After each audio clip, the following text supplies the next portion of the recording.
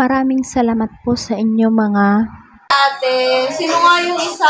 Hi po. Ay, ito po yung pinuntahan namin dito mga kain. Si Ate Yang. Si Ate Ani. Si Ate Cheryl Cruz. Oh! At saka si Ate Ani. Kaya lang wala po yung iba. last day na nga namin mga ka-IG, kaya reveal ko na yung mga magaganda na pinuntahan namin dito. Maraming salamat sa native na manok. Ayan o, sino ba naman ang papayat ito? Kung ganyan ang pinapaulam sa amin. Oh. Thank you po ate. Subo na dahil agad eh. Nahiyang sumubo. Nahiyang sumubo. O sige, lalayo ko na sa'yo.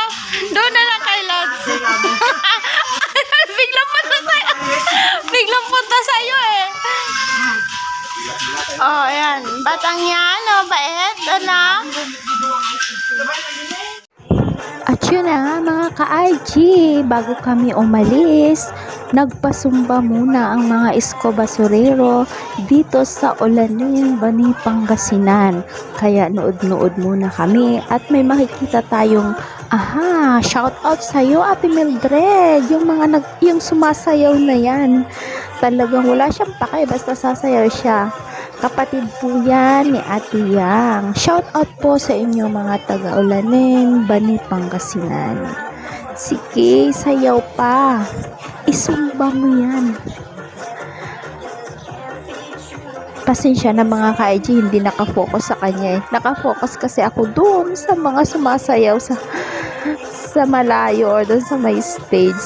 Pero talaga siya, talagang nagpapapayat. At ito namang mga ito, nandito sa taas, sinusundan ang mga nagsusumba.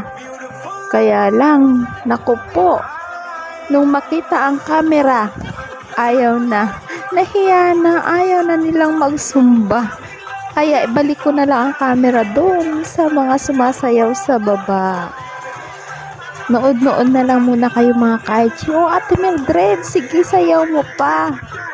Talagang, ayun, sinamahan na siya. At mga ka-IG, napag-alaman ko nga na yung mga isko-basurero na yan, ay pagkatapos nilang mag-zumba-zumba, sila ay maglilinis sa tabing dagat. Kukuhanin nila yung mga kalat dyan, sisegregate nila. Ipapakita nila sa mga mamamayan na kailangan natin maging malinis sa tabing dagat. O sa kahit saan pa man, kailangan maging malinis ang ating kapaligiran para iwas sa mga sakit.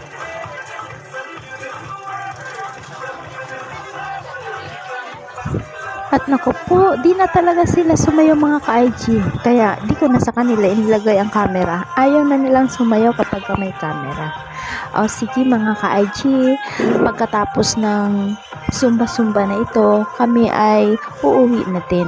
At maraming salamat po sa mga taga-Olaning, Bani, Pangasinan na kung saan naging maganda po yung pakikitungo nila kay Lord Santi at kay Sisi Mars, Myla. Maraming salamat sa inyo, pagsama nyo sa amin sa lugar nyo. At maraming salamat din po kay Ate Cheryl at sa asawa niya kung saan na-guide din kami doon sa magandang tourist spot o naipakita niyo po sa amin yung mga magaganda pati sa mga manonood. Kay Ate Yang at sa asawa niya po na magaling magluto ng mga specialty ng Ilocano, maraming salamat din po. Kay Ate Mildred, kay Ate Ani, kay Ate Jane, sa kapatid nilang konsehal, sa nanay po nila, at sa lahat-lahat po na taga-Olaning, Bani, Pangasinan. Naging maganda po ang pakikitungo nila. Maraming salamat po sa inyo na may makabalik pa po kami dyan sa inyo kasi talagang masarap kumain kapag fresh na fresh yung isda. Kaya ito, uuwi kami na matataba at maiitim. At mga ka-IG, huwag po kalimutan mag-subscribe at mag-like ng mga videos. Huwag po skip ang ads kapag may nakita po kayong ads. At pasensya na po kayo sa mga past videos ko kung medyo maggalaw po siya kasi cellphone lang po yung gamit ko. Bikini sa mga meron dyan. Wala kasi akong GoPro pa eh. Maraming salamat. Bye-bye po.